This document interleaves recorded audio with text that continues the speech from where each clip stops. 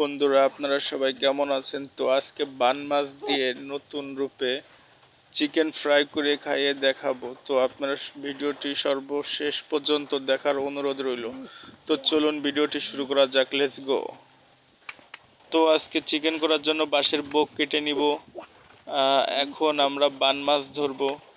বাঁশের বোক দিয়ে বান মাছ দিয়ে আজকে রেসিপি হবে, অনেক সুন্দর রেসিপি হবে। তো বান মাছ দেখে ফেলেছি, এখন বান মাছ ধরবো। তো আপনারা দেখতেই পারছেন বান মাছের সন্ধান পেয়ে গেছি।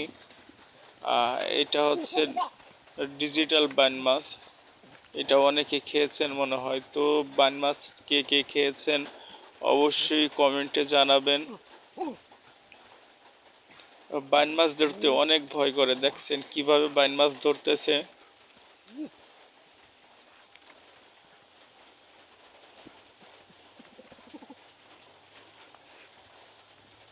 এরকমের বান মাছ তো কখনই আমরা খাইনি। তো বান মাছ ধরে নিলাম। তো বান মাছ ধরা হয়ে গেছে, এখনো খুঁজতেছি। তো দেখা যাক কিছু পাওয়া যায় কিনা। দেখা যাক বান মাছ ঢেকে নিলাম যাতে লাফিয়ে পড়ে না যায়। এখন বাঁশের বগও কেটে নিলাম, বান মাছও নিলাম। আহারে, কচ্ছপের বাচ্চা কাসিম। গ্রাম অঞ্চলে যারা চিনেন তারা কাসিম হিসাবে চিনেন, আর শহর অঞ্চলে অনেকে কচ্ছপ হিসাবে চিনেন। তো কচ্ছপের বাচ্চাটাকেও ছাড় দিব না, কচ্ছপের বাচ্চাটাকেও ফ্রাই করে খাবো আজকে। তো আপনারা দেখতেই থাকেন কচ্ছপের বাচ্চাটাকে কিভাবে চিকেন ফ্রাই করি। তো যদি কারোর খাওয়ার জন্য যদি গালের নাল পড়ে যায় অথবা গালের থেকে যদি পানি পড়ে যায়, তাহলে কমেন্টে জানাবেন, অবশ্যই কমেন্টের মাধ্যমে পাঠিয়ে দেবো চিকেন ফ্রাই। তো আজকে সর্বপ্রথম বান মাছকে একটু ছুলে কুটে নিব,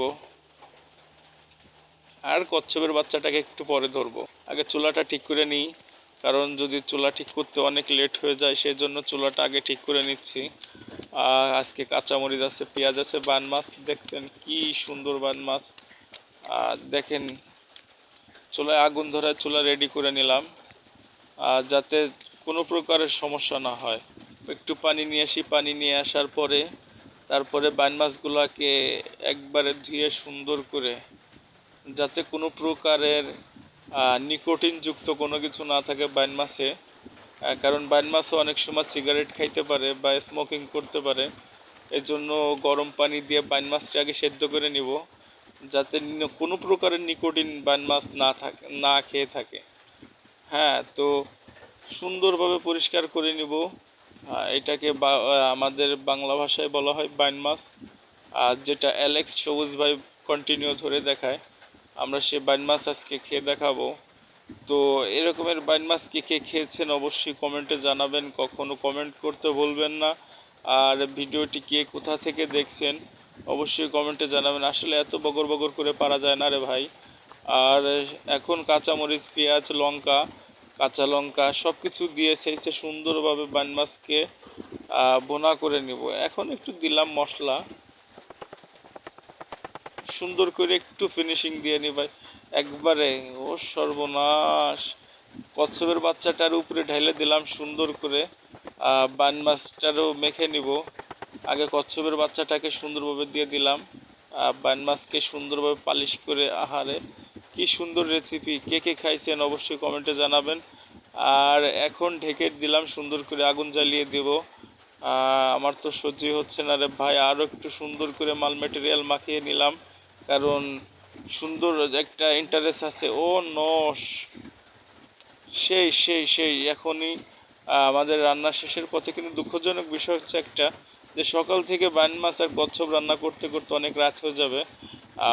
কারণ এই খাবারটা রাত্রে ছাড়া ভালো লাগে না। তো এখন আমাদের খাবারটা কমপ্লিট হয়ে গেল, তো এখনই খাওয়া হবে। আর কে কে খাইতে চান অবশ্যই কমেন্টে জানাবেন। সর্বনাশ, বাইন মাছ দিয়ে একবারে সেদ্ধ হয়ে গেছে, কচ্ছপের বাচ্চা দিয়ে পুরা কালা হয়ে গেছে। হায় রে বাবা, অনেক গরম হয়ে গেছে না?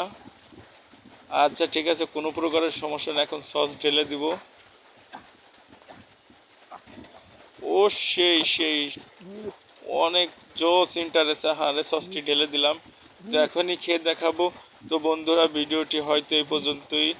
আর দ্বিতীয় কোনো এরকমের ভিডিও পেতে হলে অবশ্যই চ্যানেলটি সাবস্ক্রাইব করে কমেন্ট করতে ভুলবেন না।